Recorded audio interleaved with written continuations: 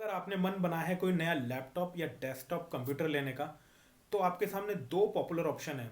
या तो आप लेंगे मैक बेस्ड कंप्यूटर या आप लेंगे विंडोज़ बेस्ड कंप्यूटर। और दोस्तों, इन दोनों में ही अभी तक ज़्यादातर इंटेल बेस्ड प्रोसेसर्स का यूज़ किया जाता है।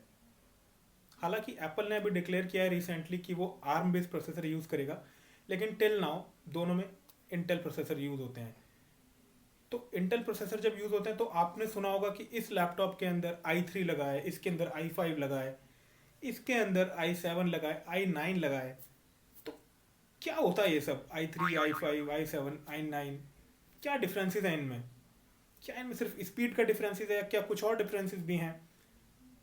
तो दोस्तों, मैं हूं अंकित और चैनल आउटराइट टेक पर आज मैं आपको बताने जा रहा हूं इन्हीं प्रोसेसर्स के बारे में, क्या डिफरेंसेस इनमें होते हैं और क्या आपके लिए वाइज है चूज करना।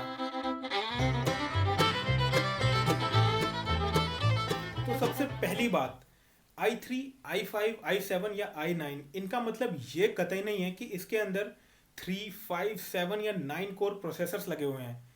ये जस्ट एक नेमिंग कन्वेंशन है। और इसका मतलब आप सिर्फ इतना समझिए कि 3 से बेटर है 5, 5 से बेटर है 7, 7 से बेटर है 9।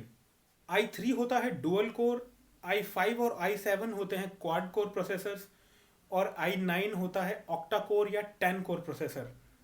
तो जितने ज़्यादा कोर उतनी ही बेटर वो प्रोसेसर आपको मल्टीटास्किंग या मल्टी थ्रेडिंग कैपेबिलिटीज प्रोवाइड करता है। अब मैं आपको बताने जा रहा हूँ कुछ ऐसे टर्म्स जो कि इन तीनों चारों तरह के प्रोसेसर्स में काफ़ी यूज़ होते हैं, और जब भी आप इनको लेने की सोचेंगे तो आपको ये टर्म्स पता होने चाहिए ताकि आप एक अच्छा इन्फॉर्म डिसीजन ले सकें। अब एक टर्म आपने और सुनी होगी, कोई भी प्रोसेसर हाइपर थ्रेडिंग सपोर्ट करता है, कोई कोई नहीं करता है। तो क्या होती है हाइपर थ्रेडिंग?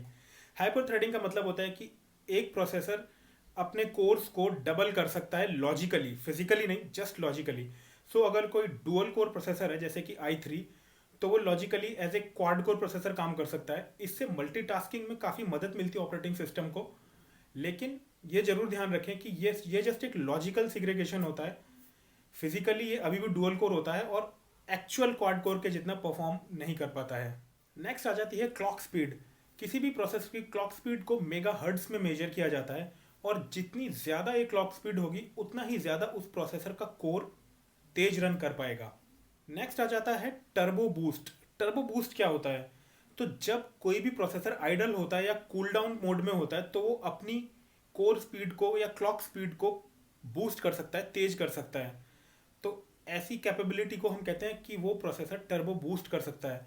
लेकिन ध्यान रखें, कोर i3 में टर्बो बूस्ट की कैपेबिलिटी नहीं होती है। इंटेल के ये सभी प्रोसेसर जनरेशन्स में आते हैं और हर साल नए वर्जन के साथ ये एक जनरेशन आगे बढ़ जाते हैं, जैसे कि 8 जनरेशन, 9 जनरेशन। अभी आजकल जो लेटेस्ट चल रही है वो 10th जनरेशन के सीपीयू चल रहे हैं, यानी कि core i3 10th generation, i5 10th generation, i7, i9 10th generation. एक और बहुत ही इंपॉर्टेंट फीचर होता है ग्राफिक्स चिप का। तो इंटेल के प्रोसेसर्स पे एक ग्राफिक चिप प्री बिल्ट होती है जो कि आपको बेसिक गेम खेलने जैसे फीचर्स में हेल्प करती है, या फिर बेसिक वीडियो एडिटिंग आप उसकी मदद से कर सकते हैं। लेकिन अगर आपको चाहिए बहुत ही high end top end games अपने लैपटॉप पर खेलने के लिए, या फिर बहुत ही 4K वीडियो एडिटिंग टाइप का कुछ काम करना है, तो फिर आपको देखना चाहिए कि जो कंप्यूटर आप लेने जा रहे हैं उसमें एक सेपरेट ग्राफिक कार्ड्स लगा हुआ है कि नहीं लगा हुआ है, जैसे कि फॉर एग्जांपल एनवीडिया के ग्राफिक्स कार्ड। नेक्स्ट आ जाती है कैश मेमोरी। तो प्रोसेसर के पास अपनी एक कैश मेमोरी भी होती है जो कि उसकी प्राइवेट कैश मेमोरी होती है, या उसकी अपनी पर्सनल रैम आप उसको कंसिडर कर सकते हैं। तो जितनी ज़्यादा ये कैश मेमोरी किसी भी प्रोसेसर की होगी उतना ही ज़्यादा डेटा वो अपने पास रख पाएगा, एनालाइज कर पाएगा, प्रोसेस कर पाएगा, और उसी के चलते उसकी स्पीड उतनी ही ज़्यादा हो जाएगी कंपैरेटिवली कम कैश साइज वाले प्रोसेसर से। इंटेल कुछ लो एंड प्रोसेसर्स भी मैन्युफैक्चर करता है जिनकी पहचान ये है कि उनके मॉडल के नाम के एंड में टी, टीई या एस आता है। तो अगर आप कोई बहुत ही अच्छी परफॉर्मेंस वाला कंप्यूटर खरीदने की सोच रहे हैं तो डेफिनेटली इस चीज़ का ध्यान रखें और अवॉइड कीजिए ऐसे प्रोसेसर्स को जिनके एंड में आपको टी, टीई या एस दिखे। किसी भी प्रोसेसर के मॉडल के नाम के स्टार्टिंग में जो नंबर होता है उससे पता चलती है उसकी जनरेशन, जैसे कि 8 से स्टार्ट होने वाला प्रोसेसर 8th जनरेशन होगा। सिमिलरली 9 या 10 से स्टार्ट होने वाला प्रोसेसर 9 या 10th जनरेशन का कोर i3, i5, i7 या i9 प्रोसेसर होगा। अगर प्रोसेसर का मॉडल नंबर एंड करता है के लेटर के साथ तो उसका मतलब है कि वो प्रोसेसर एक अनलॉक्ड प्रोसेसर है, और आप उसकी क्लॉक स्पीड को मॉडिफाई कर सकते हैं, बढ़ा सकते हैं या घटा सकते हैं बायोस के थ्रू।